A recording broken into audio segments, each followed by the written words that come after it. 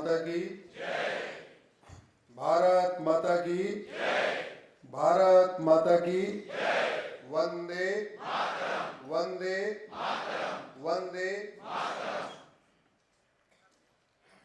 पूरी आयाम की टीम, आयाम के सभी पदाधिकारीगण, आयाम के अध्यक्ष, कोषाध्यक्ष, सचिव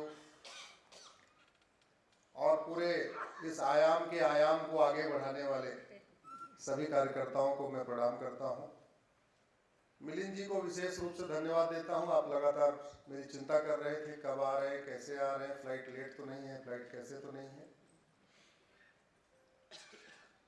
मिलिंद जी से इतना प्यार हो गया कि मिलिंद जी के चक्कर मैंने एक और मिलिंद जी को कार्यक्रम लगभग दे ही दिया था, लेकिन फिलहाल वो कार्यक्रम नहीं हुआ। असंजोग से दोनों ही पूरा का पूरा ना मैच कर रहा था।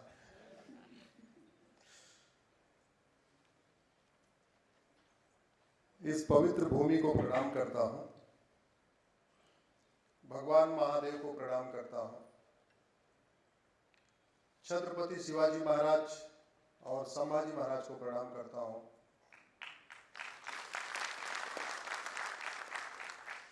एक बार अपने उन सभी पूर्वजों को याद करिए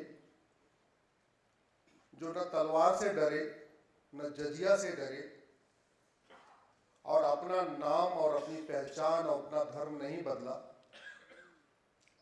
अगर आज मैं अश्विनी उपाध्याय हूं, आप मिलिंद कुलकर्णी हैं, उसमें बहुत बड़ा योगदान छत्रपति शिवाजी महाराज, संभाजी महाराज, बाजीराव पेशवा और बाकी लोगों का है।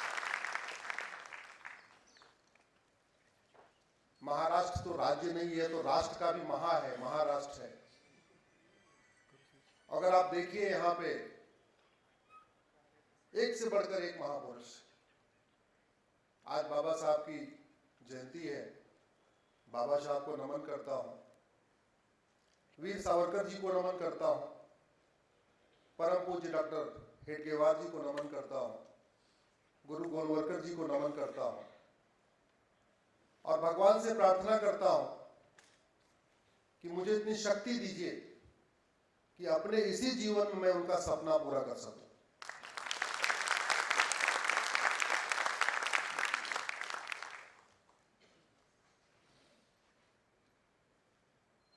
आज हम लोग यहां पे जब चर्चा कर रहे हैं तो बंगाल, जहां पे वंदे मातरम की रचना हुई, जहां जनगण मन की रचना हुई,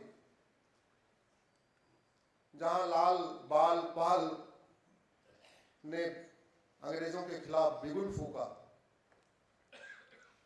जहां हमारे 51 शक्तिपीठों में से एक शक्तिपीठ है कीर्तेश्वरी, जहां माता का मुकुट गिरा था, उस कीर्तेश्वरी पे एक मुर्शिद खान नाम के लुटेरे ने हमला किया, हमारे कीर्तेश्वरी मंदिर को लूटा और तोड़ा। उसके बाद उस जगह पे अपनी नेम प्लेट लगा दिया और वो कीर्तेश्वरी बन गया मुर्शिदाबाद। और उस मुर्शिदाबाद में हमारे हिंदू भाई और बहन अपना मकान, दुकान, खेत खलिहान, उद्योग, व्यापार छोड़ के सड़क पे रहने के लिए मजबूर है। और ये 2025 में हो रहा है।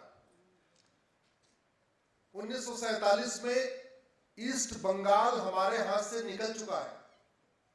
बंगाल के दो टुकड़े हुए, ईस्ट बंगाल और वेस्ट बंगाल। ईस्ट बंगाल 47 में चला गया, 2025 में वेस्ट बंगाल में पलायन हो रहा है। सवाल यह है कि 2047 में क्या होगा? अगर 2025 में पलायन हो रहा है तो 2047 में क्या होगा? एक सवाल यह भी है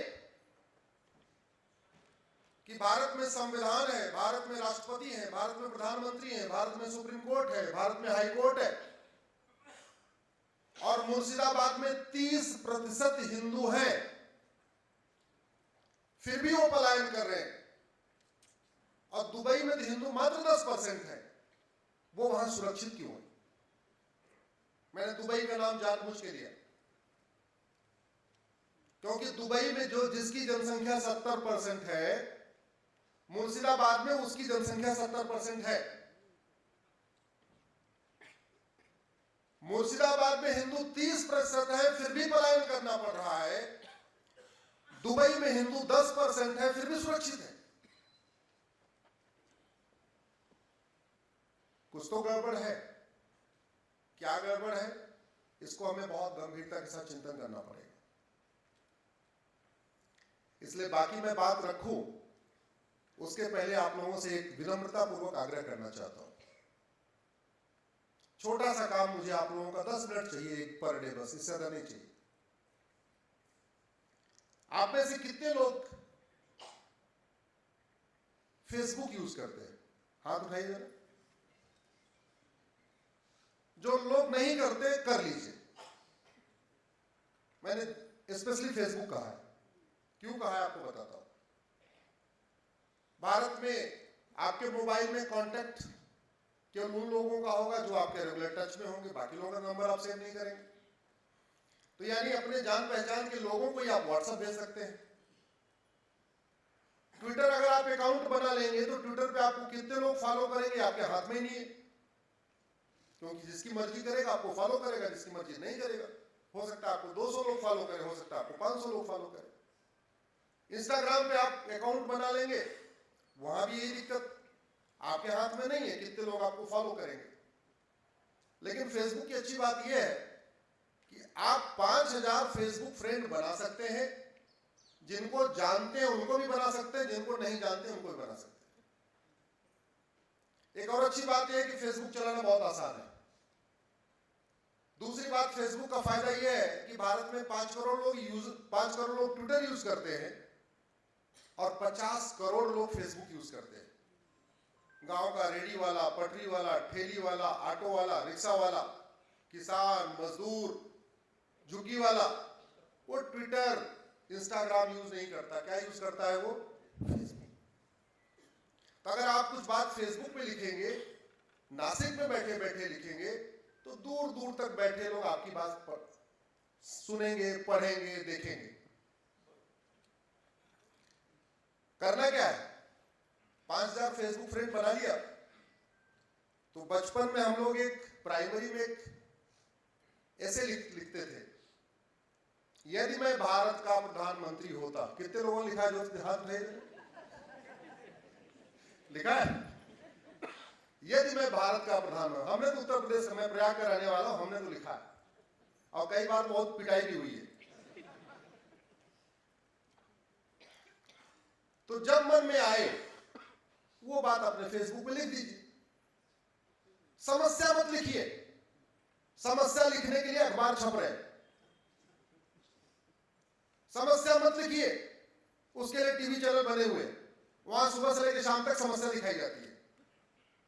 अखबार में केवल समस्या होती है, मूल कारण अस्थायी समाधान नहीं होता। आप केवल इतना काम करिए, 5000 फेसबुक फ्रेंड बनाइए।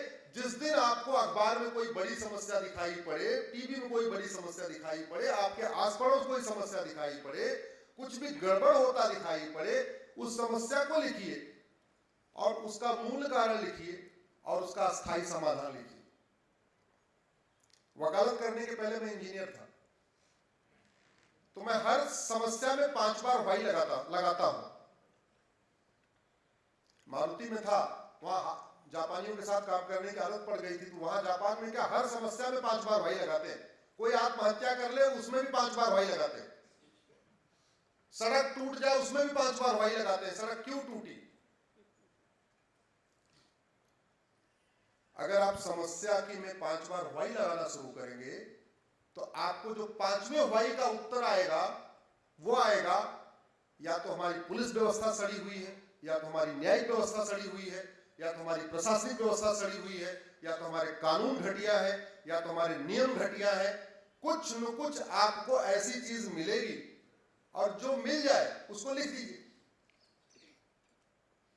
मैंने उसी सवाल का जो सवाल पूछा था कि दुबई में 10% हिंदू सुरक्षित क्यों है, मुर्शिदाबाद में 30% होके पलायन क्यों है कर रहे हैं, उसका एक बड़ा कारण यह है दुबई में भगवान राम की पूजा भले ना हो, लेकिन दुबई में राम नीति लागू है, और राम नीति है भय बिन होए न प्रीत। दुबई में भगवान कृष्ण का मंदिर हो चाहे ना हो, वहां भगवान कृष्ण की पूजा करने वाले बहुत भले कम हो, लेकिन वहां कृष्ण नीति लागू है, वो है सठे साठम समाचरित। दुनिया के जिन देशों में भगवान राम की राम नीति भय बिन होए न प्रीत, भगवान कृष्ण की कृष्ण नीति सठे साठम समाचरित लागू है, वहां शांति है, वहां समृद्धि है, यहाँ खुशहाली है, वहां विकास है, वहां माओवाद नहीं है, वहां नक्सलवाद नहीं है, वहां जिहाद नहीं है, वहां मजहबी उन्माद नहीं है, वहां पत्थरबाजी नहीं है, वहां धर्मांतरण नहीं है, वहां घुसपैठ नहीं है, वहां लव जिहाद नहीं है, वहां लैंड जिहाद नहीं है, कोई समस्या नहीं। हमारे देश में सब इसलिए चल रहा है क्योंकि हम भगवान श्री राम की पूजा तो करते हैं, लेकिन हमने राम नीति लागू करने पे कोई गंभीरता के साथ प्रयास नहीं किया। जैसे व्यक्ति का विकास होता है, वैसे समाज का विकास होता है, वैसे राष्ट्र का विकास होता है। कोई व्यक्ति 6 फीट का हो, 100 किलो का हो, लेकिन अगर उसके अंदर नैतिकता नहीं है, मानवता नहीं है, अध्यात्म नहीं है, चरित्र नहीं है, हम उसको अच्छा व्यक्ति मान सकते हैं क्या? 100 किलो का हो, खूब अच्छा खासा हट्टा कट्टा हो, फिजिकली बिल्कुल फिट हो, लेकिन उसके अंदर न ईमानदारी हो, न मेहनत हो, न नैतिकता हो, न सदाचार हो, न अध्यात्म हो, उसको अच्छा व्यक्ति मानेंगे क्या? भाई साहब, अगर आप लोग बोलोगे नहीं कि कार्यक्रम आधे घंटे में खत्म हो जाएगा,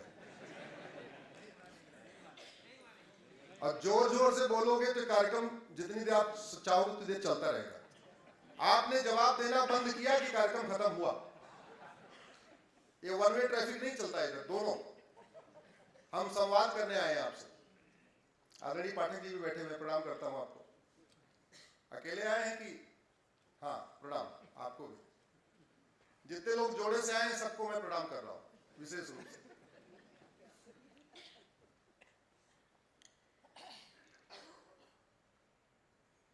जैसे व्यक्ति का भौतिक विकास करने से व्यक्ति अच्छा नहीं होता, सर्वांगीण विकास जरूरी है, ऐसे ही समाज का या देश का भौतिक विकास करने से वो देश अच्छा नहीं होता। तो अलग अलग डिपार्टमेंट बने हुए हैं, सरकार के अलग अलग आयाम है। मिलिंद जी, आपकी संस्था आयाम है, सरकार में भी आयाम होता है।